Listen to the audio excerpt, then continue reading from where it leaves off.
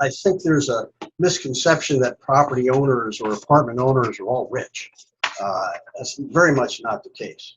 Bob Weinberger owns RJW Properties, a property management company that oversees about 50 apartment complexes all around San Diego. He and his employee, Anna Amano, have seen a drastic decrease in revenue since the pandemic started. We have a few properties that we have tenants that owe a year's worth of rent with no power to do anything to get anything back. We're compassionate about the situation and help as much as we can, but we're also trying to do our job.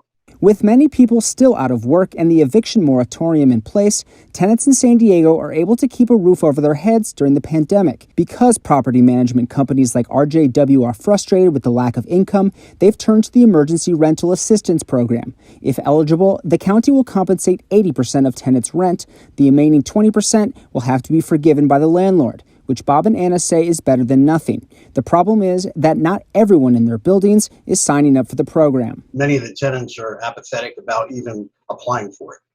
So we're doing a tremendous amount of work here in the office and pulling our hair out, trying to get all this information together. This leaves RJW with a huge hole in their books, an uneven amount of money coming in from the county that doesn't cover their expenses. Sometimes we get the funds in and we really can't even figure out what month it's for. It's not nearly as much as they owe. Right now, the temporary moratorium on evictions in the state of California has no end date. But when it does, tenants must pay at least 25% of what they owe in rents to their landlord.